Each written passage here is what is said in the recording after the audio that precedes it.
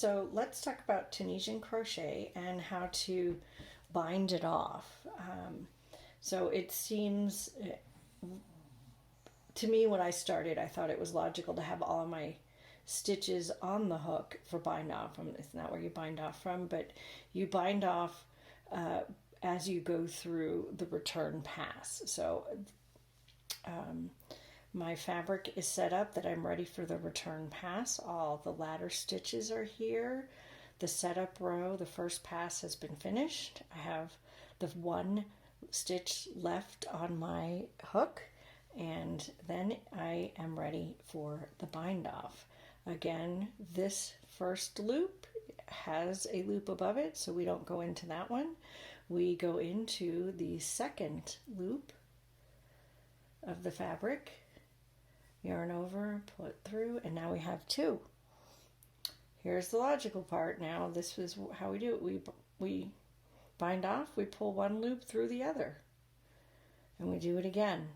So it's kind of a combination of knitting and crocheting in order to bind off your project. So again, we go through the loop, we yarn over and pull it through. We have two on the hook, just like we would when we're knitting. We have two on, and we just pull one through the other. And I'm starting to make my bind off edge, and it looks like my chaining on starting edge. Thus we went through the bumps when we were chaining on and getting started with our foundation row. So here we are with the next ladder stitch. Yarn over, pull it through, and one through the other. And now we have two bound off. We go again. And pull it through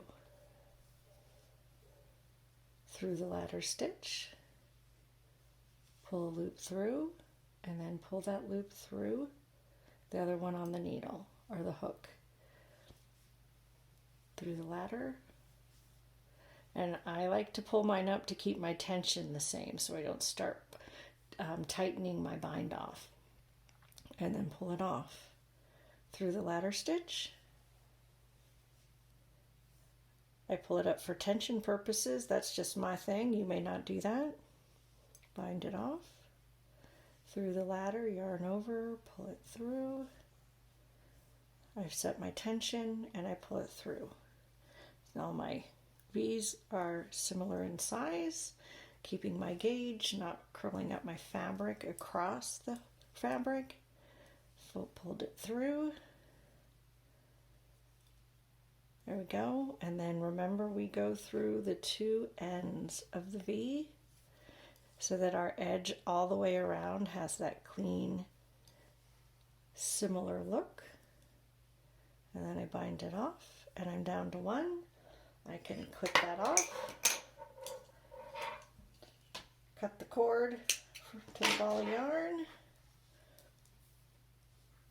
and pull that final piece through that last loop. And we have completed the bind off of our stitching. And notice how the cast on, the chained on edge, because I go through the bumps in the back, the edge that I started with looks like the bind off edge, looks like going up the side because I go through both legs when I come up the side. And then here we are again with them. So those are ways to make your border all similar. So there you go, a little teeny tiny piece of Tunisian crochet. Enjoy, have fun, it's my favorite. And I love this chunky Malabrigo yarn. And I am using a 7 hook. Always go up a hook size. Whatever you think you need when you're Tunisian crocheting, go up a size with your hook. To keep the fabric pliable, flexible. If you use what it would call for with a standard crochet hook, you're going to have really tight, stiff fabric.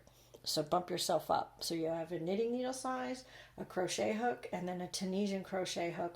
Bump it one above crochet. You'll be good to go. All right, thank you.